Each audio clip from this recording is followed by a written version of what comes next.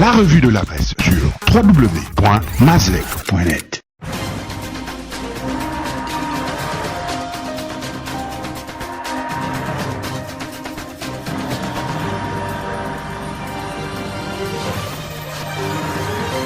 « 31 janvier 2020, fin des mesures d'austérité du gouvernement », titre Lombanja en page 8. Sur fond d'ultimatum de la Confédération syndicale dynamique unitaire en vue de la résolution des préoccupations des travailleurs posées sur la table du gouvernement.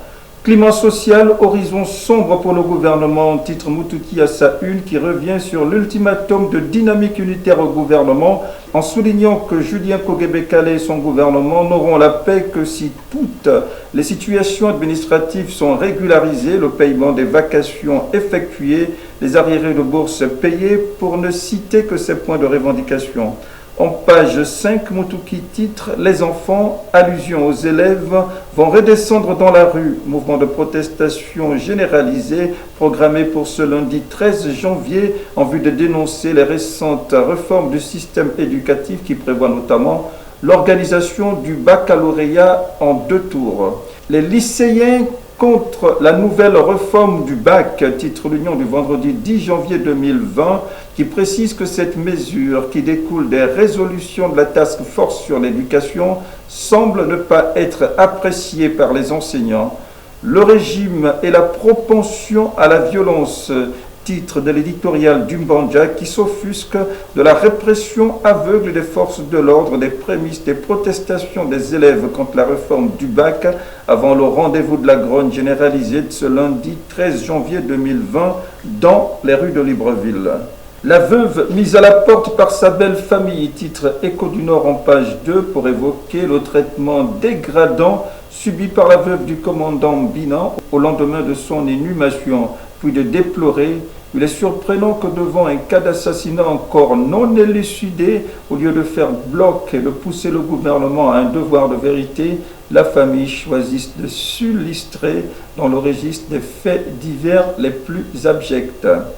Barbare, scandale honteux, titre de l'Aube en page 5 qui souligne sur la base des propos recueillis que sitôt l'enterrement du commandant Binan terminé, sa famille a demandé à la veuve de quitter la maison où elle habitait en couple sous prétexte que l'union qui justifiait sa vie sous ce toit était dissoute par la mort de son conjoint. Veuve du commandant Binan, protégée des internautes, titre l'Union du 6 janvier 2020 en page 24 en précisant que la spoliation de cette veuve choque de nombreux internautes au Gabon. Protection de la veuve et de l'orphelin au Gabon, encore des étapes à franchir, titre l'OTAN en page 3, en rappelant que malgré des avancées significatives, il semble que le phénomène ait encore des beaux jours en terre gabonaise. Duntangoy et Nduna écroués, titre l'Union du vendredi 10 janvier 2020 à sa une, qui évoque leur détention préventive à la prison centrale de Libreville dans le cadre de l'opération de lutte anticorruption Scorpion. En page 2, le quotidien de l'Union précise que Ndundangoy n'est pas déchu de son mandat de député et que Nduna est interpellé pour son rôle déterminant dans la captation des fonds détournés. Brice Lacruche Alianga, Blas dans un trou noir, titre Écho du Nord en page de couverture qui précise que dans le cadre de sa détention préventive, l'ancien directeur de cabinet d'Ali Bongo est confiné dans une cellule sordide de 9 mètres carrés sans lumière et où pilules, rats et cafards. Trafic d'ivoire au Gabon, un enseignant à la tête d'un réseau, titre Lombanja en page 6, qui précise que les membres du réseau ont été pris en flagrant délit de détention et de vente de 7 pointes d'ivoire sectionnées en plusieurs morceaux, estimés à environ 60 kg. Des faits qui se sont produits à Koulamoutou dans la province de Logoué-Lolo. Toujours à Koulamoutou, le miraculé de Nama Nama, titre l'Union du mardi 7 janvier 2020 en page 11, qui présente le chasseur Maxime Ndungu comme ayant survécu à l'attaque d'une panthère prise dans l'un de ses pièges.